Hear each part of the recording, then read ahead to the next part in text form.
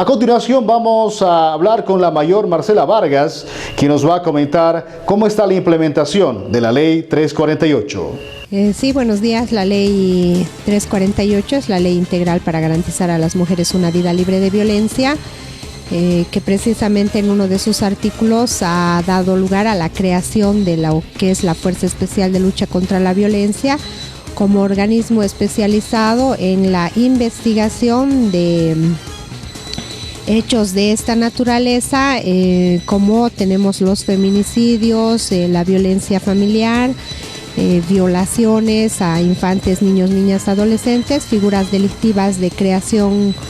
nueva que son investigadas por este organismo, repito una vez más,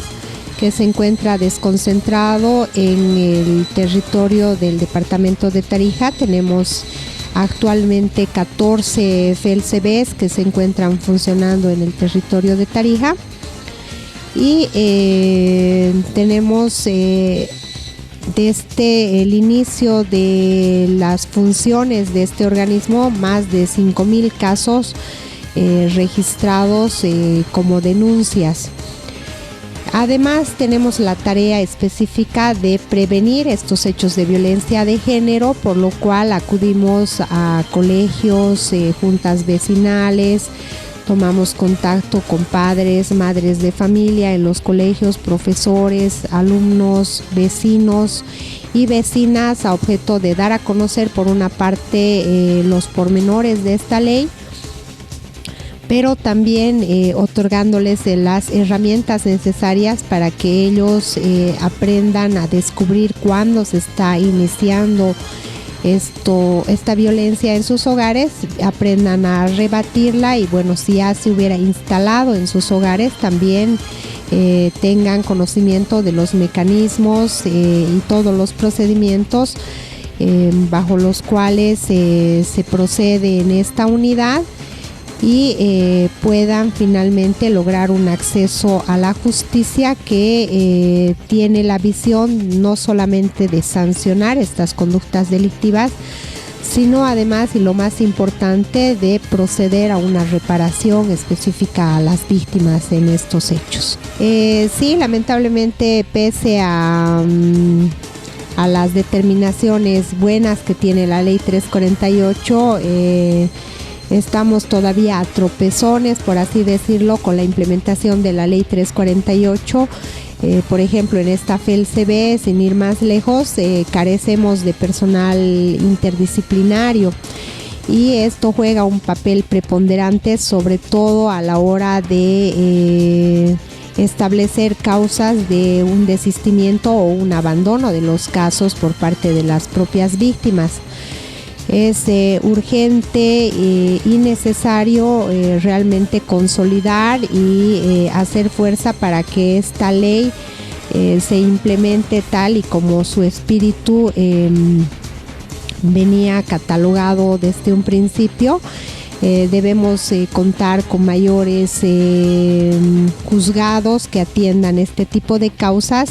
ya que les han ampliado tanta competencia a estos juzgados. Me decía recién la juez que está a cargo que básicamente ella se ve rebasada en algunos momentos por la cantidad de casos que le llegan y bueno, esto también repercute negativamente en un acceso pronto y celérico hacia la justicia. Entonces tenemos todavía que trabajar sobre estos aspectos. El comando departamental nos ha estado enviando personal a esta FELCB, de manera que contamos con un número, pero que se repite la cifra del año 2014. En 2014 teníamos la misma cantidad de efectivos. En el 2015 hubo una reducción de las y los efectivos policiales de este organismo, lo cual ha sido compensado recién el año pasado, hasta fines de año, que hemos logrado equiparar la cifra a la cifra inicial que teníamos en pasadas gestiones del personal policial.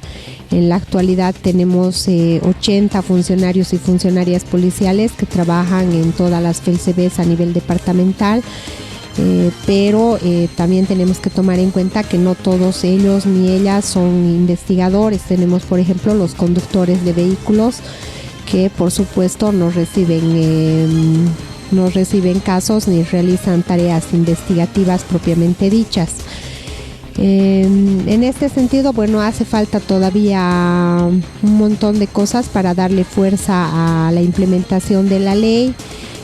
También estamos tropezando con el desconocimiento del Decreto Supremo 2145, que es el decreto que ha reglamentado la Ley 348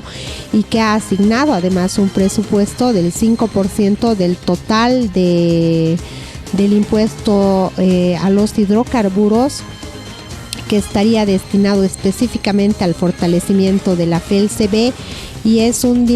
monto independiente del que se le otorga al fortalecimiento de los comandos departamentales, porque además el Decreto Supremo 2610, que también ha salido el año pasado,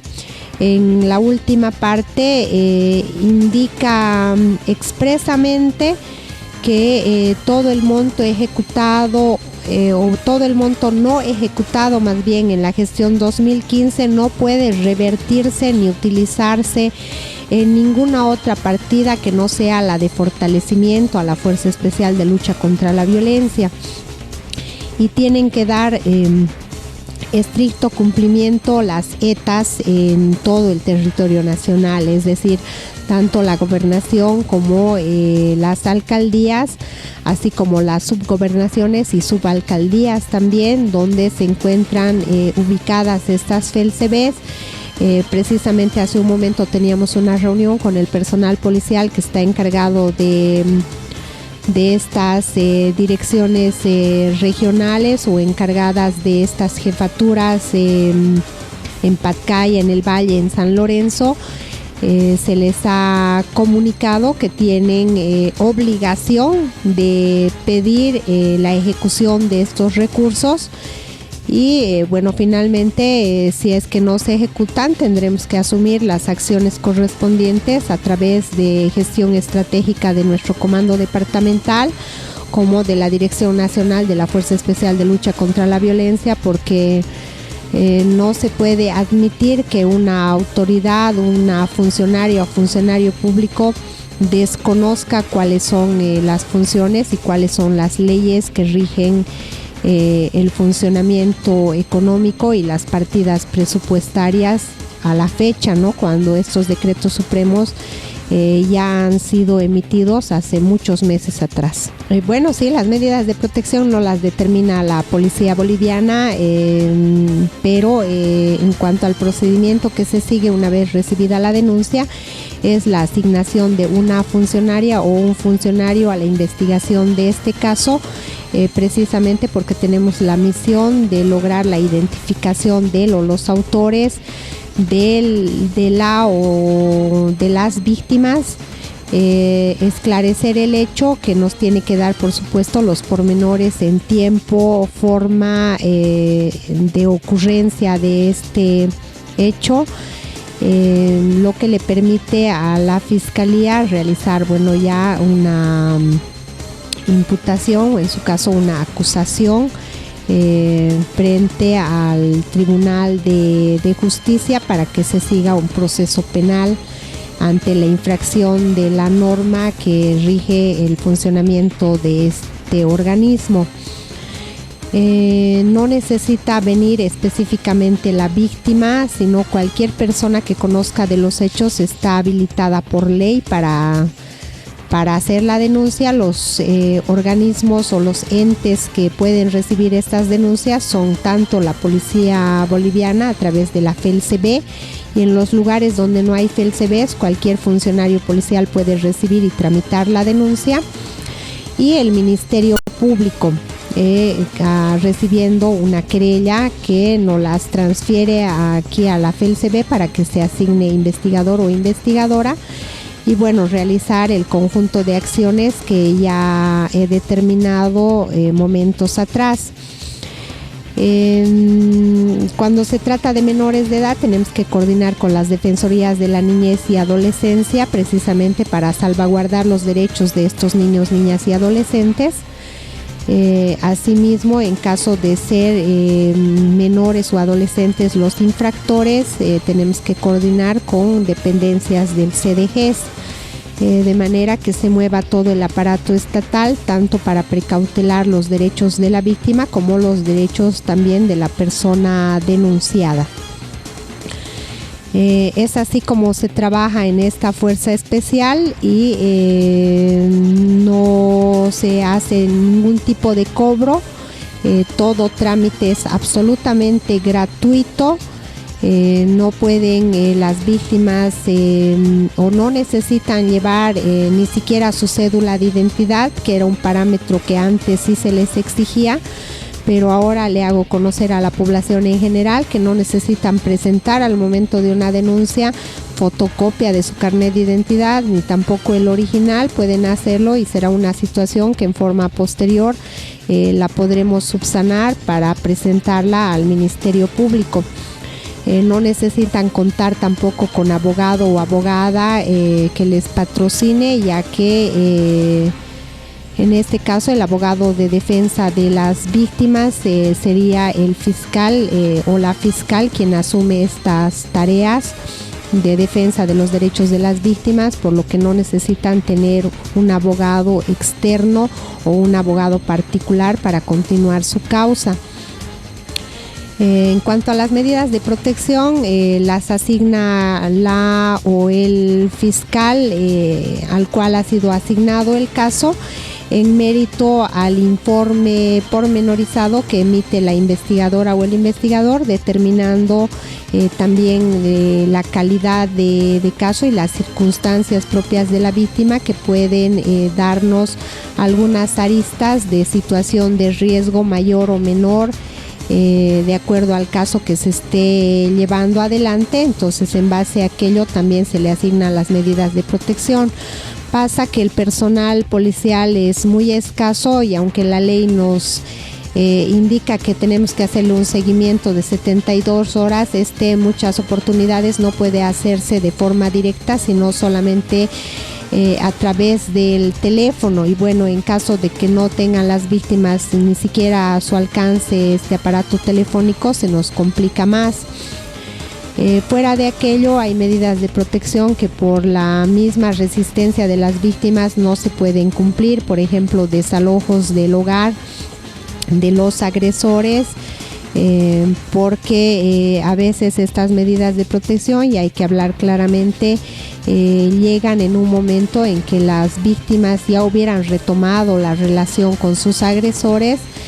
y bueno, se oponen a dar cumplimiento a estas medidas de protección. Estos son los obstáculos con los que a veces tropieza el personal policial a la hora de dar cumplimiento a estas medidas de protección. En algunos casos sui generis también tenemos que ambas partes se hubieran denunciado mutuamente en diferentes momentos, están a cargo de diferentes funcionarios y en ambos casos hubieran obtenido medidas de protección, por lo cual es incoherente hacer cumplir una medida de protección si no le privamos al otro también de las medidas de protección que le hubieran sido asignadas. En estos casos, las y los funcionarios elevan un informe pormenorizado para que evalúen esto las y los fiscales y bueno, se pueda emitir un criterio para hacer cumplir las medidas de protección sin dejar de garantizar los derechos de la otra persona. Bueno, a nivel nacional, los casos que más reciben las fuerzas especiales de lucha contra la violencia son los de denuncias por la comisión de delitos de violencia familiar o doméstica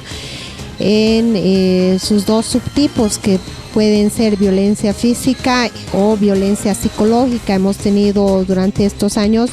muy pocas denuncias de violencia sexual dentro del delito de violencia familiar o doméstica, pero la mayor cantidad de casos que se reciben acá en Tarija son estos. Están seguidos por los de agresiones sexuales cometidos contra personas adultas, pero también contra niños, niñas y adolescentes. Y el resto de los casos están ya más dispersos en otro tipo de delitos que también están contemplados por la ley 348.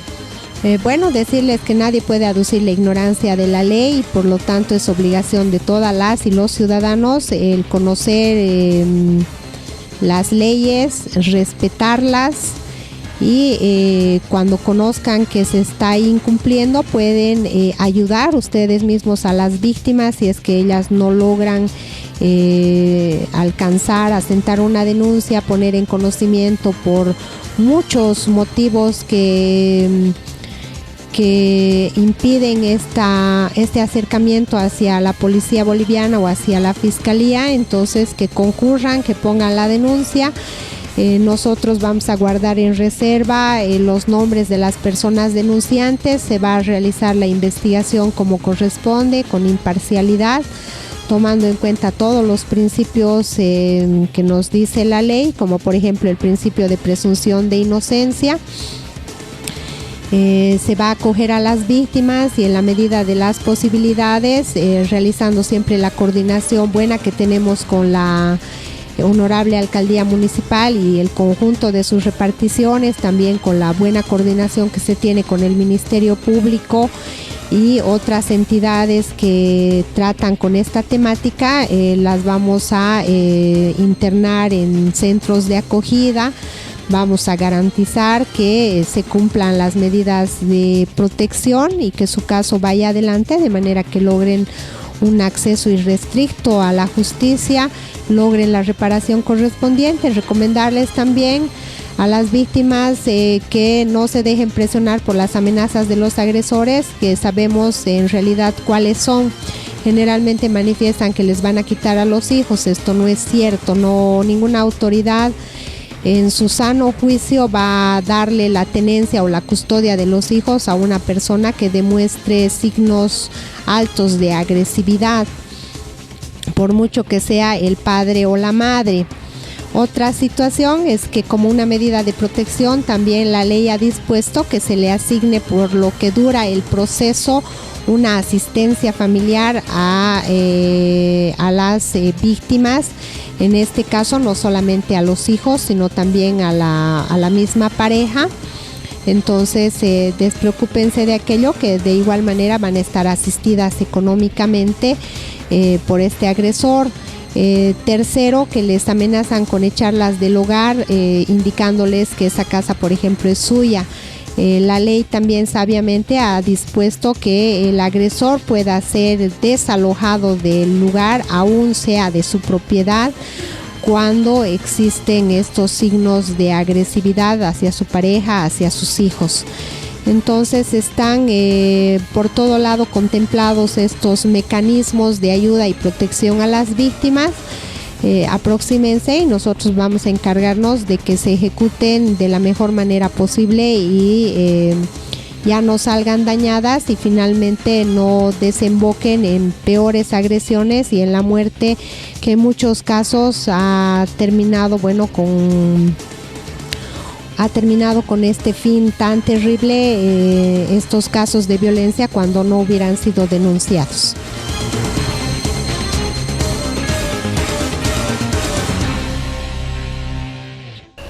Usted está junto al programa Telenoche, que en conjunto con la Fundación Justicia para Todos estamos hablando de la violencia contra la mujer. Ya pueden contactarse con nuestra línea telefónica que aparece en pie de pantalla para hacernos conocer sus sugerencias, sus opiniones acerca de este tema. Escuchábamos las palabras de la mayor Marcela Vargas, directora de la FELCB, quien hacía conocer a la Fundación Justicia para Todos cuáles son las fortalezas, cuáles son las debilidades de la Ley 348 que hay que mejorar en su implementación.